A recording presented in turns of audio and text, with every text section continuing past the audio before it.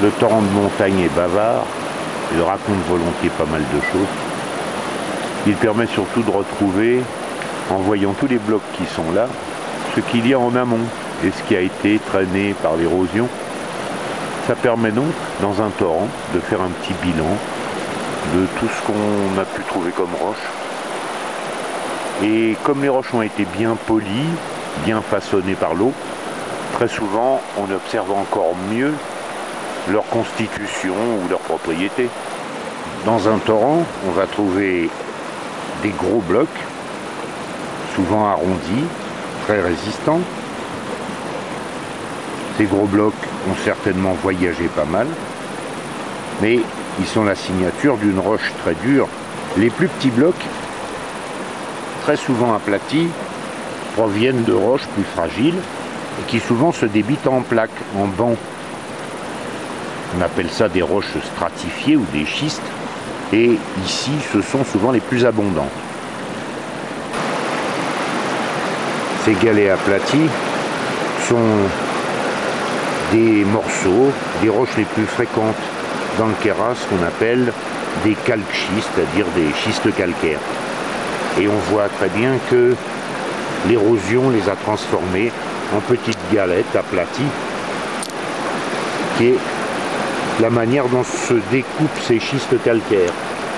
On remarque aussi que la couleur rousse est une couleur fréquente dans ces calcschistes. Elle est liée au fer, l'oxyde de fer, qui forme ces petites taches rouges ici, est très largement répandu dans cette formation des calcschistes.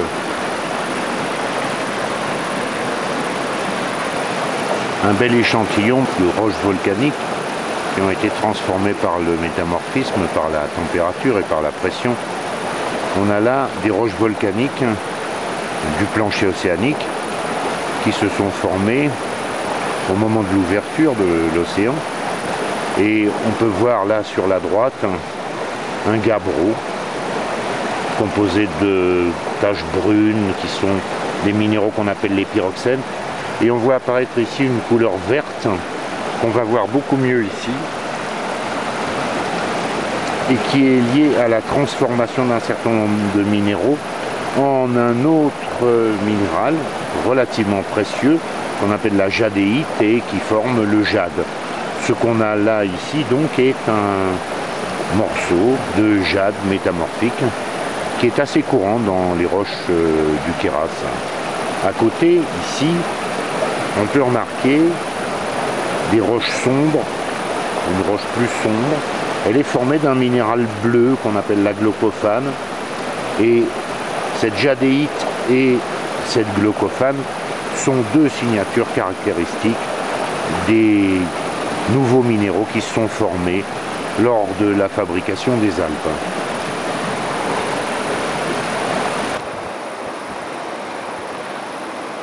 Ici, le gabbro est écrasé, mais on remarque bien qu'il reste encore des minéraux complètement intacts et on reconnaît encore bien ces deux couleurs caractéristiques, le bleu lié à la glaucophane et le vert qui est lié à la jadéite.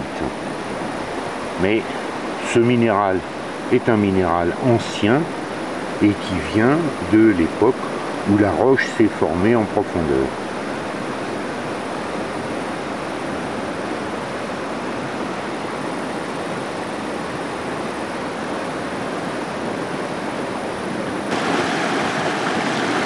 Cette roche noire verdâtre, c'est une péridotite, une roche très dense que l'on trouve sous la croûte terrestre, et c'est elle qui souvent donne naissance au basalte, aux laves qui vont sortir et qui constituent le fond des océans.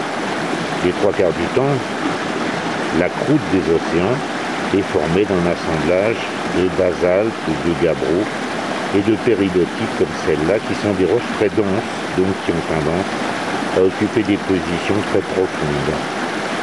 Elles sont les trois quarts du temps constituées de minéraux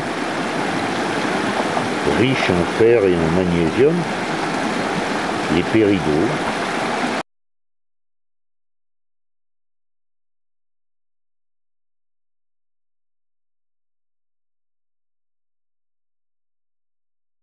On est dans l'Aigle Blanche et là un très joli bloc de radiolarites qui sont complètement plissotés.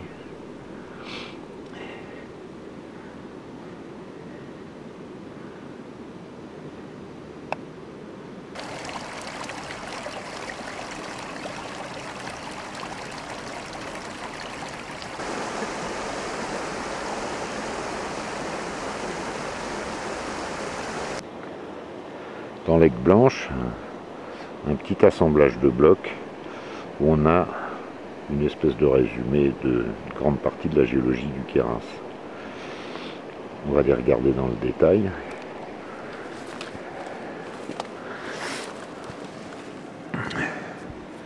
Une brèche ici avec des petits fragments de calcaire et de dolomie du Trias.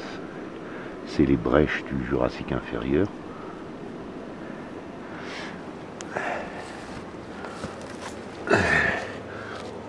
On les voit très bien ici. On voit les fragments de ce calcaire jaune qui doit être plutôt une dolomie. Donc ça, c'est toute la période d'ouverture et de fracture où le plateau triasique s'écroule au moment de l'ouverture de l'océan. Juste à côté, des blocs de serpentinite. La partie ultra basique, la partie la plus profonde de l'océan en train de s'ouvrir. Ici, quelque chose de très beau. Des brèches. Ces brèches sont constituées de fragments de basalte au milieu d'une purée qui doit être des produits d'autres plus petits fragments de basalte ou des produits d'altération du basalte.